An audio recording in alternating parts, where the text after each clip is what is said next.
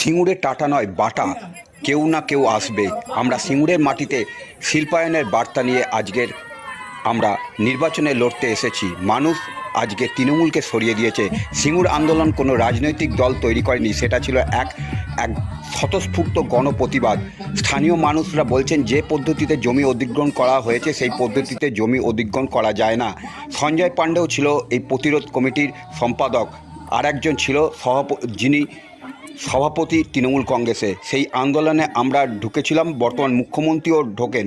এই আন্দোলনকে এখান থেকে সরিয়ে হঠাৎ কলকাতায় নিয়ে গেলেন।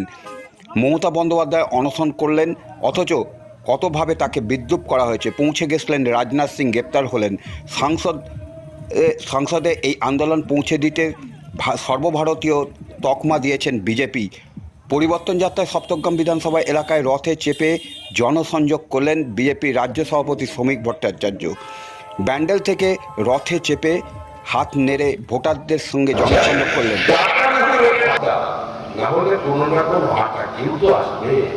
সিঙ্গুরের মাটিতে শিল্পায়নের জন্য আজকে বার্তা দিয়ে আমরা আপনাদের সামনে এসেছি নির্বাচনের প্রতিদ্বন্দ্বিতা।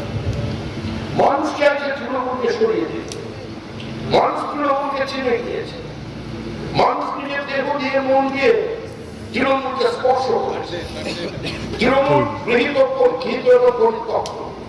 তৃণমূলের দেশে তৃণমূলের কিন্তু দিদির মন করবে তো অস্বীকার করা যায় না। দেখুন, আমাদের পরিবারে এরা মারা গেছে, আমরা পরে গিয়ে পিণ্ডদান করছি, তার ছবিতে বছরে একবার মালা দিচ্ছি, কিন্তু দিদি বলছেন ওরা মারা গেছে তো কি হয়েছে, ওরা তো তোমার বাবা ছিল, দাদু ছিল, প্রেমিকা ছিল, ওদের কিন্তু ভোটার লিস্টের নামটা লিখে দেওয়া যায় না, মানবিক প্রক্রিয়া বিচার করা যায় না। মুখ্যমন্ত্রী ওদের ধরে রাখতে চাইছেন। যারা বলতো গভর্নমেন্ট গ্রিন মুভমেন্ট পাকিস্তান, যারা দেশকে ভাগ করে দিল, মুখ্যমন্ত্রী বলছেন তাতে কি হয়েছে, ওরা শুধু ওপারে কিছু মন্দির ভেঙেছে, কিন্তু হিন্দু মেয়েকে তুলে নিয়ে গিয়ে জোর করে নিচে বলেছে। ওরা তো ওপারে রবীন্দ্রনাথের বাড়ি ভেঙেছে, সত্যজিৎ রায়ের বাড়ি ভেঙেছে, সুনীল দেওয়ানের বাড়ি দখল করেছে, তাতে কি হয়েছে?